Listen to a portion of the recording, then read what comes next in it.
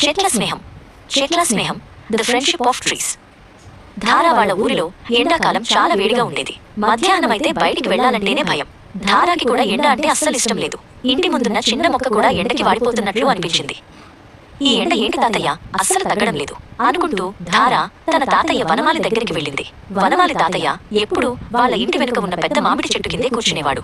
ఆ చెట్టు నీడలో చల్లగా ప్రశాంతంగా ఉండేది. తాతయ్య, నీ దగ్గర ఎంత చల్లగా ఉంది, ఇక్కడ ఎండ అస్సలు తగలడం లేదు కదా అని ధార అడిగింది. వనమాలి తాతయ్య నవ్వి, అవును ధార, ఇది మామిడి చెట్టు మహిమ. చెట్లు మనకు ఎంతో మేలు చేస్తాయి అన్నాడు. మేలు చేస్తాయా, ఎలా అని ధార ఆశ్చర్యంగా అడిగింది.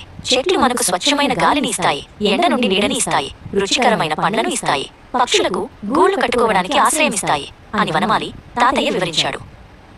అంతేకాదు ధార, చెట్లు వర్షాలు కురవడానికి సహాయపడతాయి, భూమిని సారవంతం చేస్తాయి, వరదలు రాకుండా ఆపుతాయి. చెట్లు లేకపోతే మన భూమి ఎడారిలా మారిపోతుంది అని తాతయ్య ఇంకా చెప్పాడు.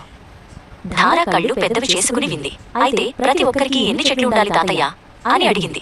వీలైనన్ని ఎక్కువ ఉండాలి ధార, కనీసం ప్రతి ఒక్కరూ ఒక చెట్టునైనా నాటాలి అని తాతయ్య జవాబిచ్చాడు. నేను కూడా ఒక చెట్టు నాటాలి తాతయ్య అని ధార ఉత్సాహంగా అంది. వనమాలి తాతయ్య సంతోషంగా నవ్వి, మంచి ఆలోచన ధార, పద, నీకు ఒక మంచి మొక్కను చూపిస్తాను అన్నాడు. వాళ్ళిద్దరూ కలిసి ఒక చిన్న మొక్కను వెతికారు. వనమాలి తాతయ్య సహాయంతో ధార జాగ్రత్తగా ఆ మొక్కను నాటింది. మట్టిని కప్పి నీరు పోసింది. ఆ చిన్న మొక్కను నాటుతుంటే ధారాకి చాలా ఆనందంగా అనిపించింది. అది తన కొత్త స్నేహితుడు అన్నట్లు చూసింది. ధార తన కొత్త మొక్క గురించి తన స్నేహితులకు చెప్పింది. ప్రతి ఒక్కరూ ఒక చెట్టు నాటాలి, అప్పుడే మన ఊరు చల్లగా అందంగా ఉంటుంది అని వాళ్ళను కూడా ప్రోత్సహించింది. ధారా మాటలు విని ఊర్లో చాలా మంది తమ ఇంటి ముందు పొలాల్లో చెట్టు నాటడం మొదలుపెట్టారు. కొద్ది కాలంలోనే ఆ ఊరు పచ్చగా చల్లగా మారింది.